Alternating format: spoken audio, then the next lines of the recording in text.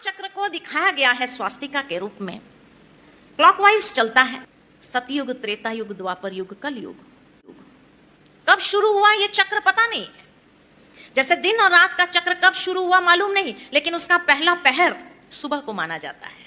ठीक इसी तरह ये काल चक्र कब शुरू हुआ पता नहीं, लेकिन उसका पहला पहर सतयुग को माना जाता है, जहां संपूर्ण सत्यता थी, जहां स्वास्तिका का हाथ राइट हैंड साइड पर इस पोजीशन में यानी आशीर्वाद, जहां हर आत्मा ब्लेसेड सोल के रूप में थी, ईश्वर से वरदान प्राप्त की हुई स्थिति में थी।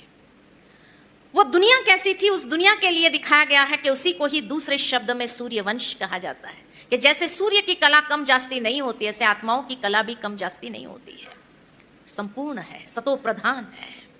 इसी युग के लिए बाइबल में एक बहुत सुंदर लाइन आती है जेनेसिस चैप्टर 1 में, कि परमात्मा ने जब ये पहला पहर बनाया था तो कैसा था। तो उसमें लिखा है कि God made man in his own image.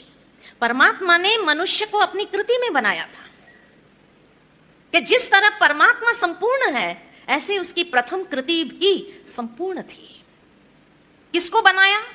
God made man, क्योंकि सतयुग से पहले कलयुग था, कलयुग में मनुष्य थे, तो God made man in his own image, जिसको गॉड्स एंड गॉडेसेस के रूप में हम पूजा करते हैं, भगवान भगवतियों के रूप में पूजा जाता है। उसी बात को हिंदू धर्म में भी कहा हुआ है कि नर ऐसी करनी करे जो नर नारायण बने। कलयुग में नर है, सतयुग में नारायण है, तो नर ऐसी करनी करे जो नर नारायण बने, नारी ऐसी करनी करे जो श्री लक्ष्मी बने। नर से सो नारायण, नारी से सो श्री लक्ष्मी। उसी बात को गुरु नानक देव ने बहुत सुंदर कहा है कि मनुष्य से देवता किए करत न लागी बार, कि भगवान को मनुष्य से देव बनाने में देर नहीं लगती है।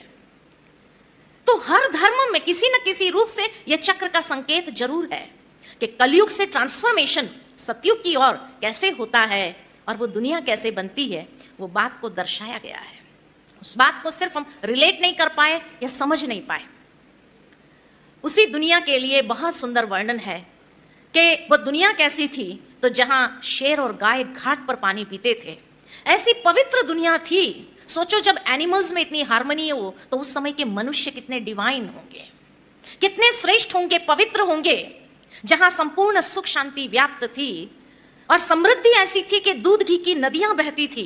हर आत्मा अपने समृद्ध स्थिति में थे। पवित्र आत्माएं ऊपर से नीचे उतरती है, कोई ना कोई देवी या देवता का रूप धारण कर लेती है। ऐसी एक पवित्र दुनिया थी, सत्यता की दुनिया थी, जहां असत्यता का नामो निशान नहीं था। प्रकृति, पशु और मनुष्य तीनों हार्मनी में जीते थे। ऐसी सात्विक दुनिया कितनी सुंदर, जिसको हर धर्म में किसी ने स्वर्ग कहा, वैकुंठ कहा, बहिष्ठ कहा, जन्नत कहा, पैराडाइज कहा, हेवन कहा, एटलांटिस कहा, हर धर्म में जिसका गायन आता है। इतनी सुंदर वो दुनिया थी।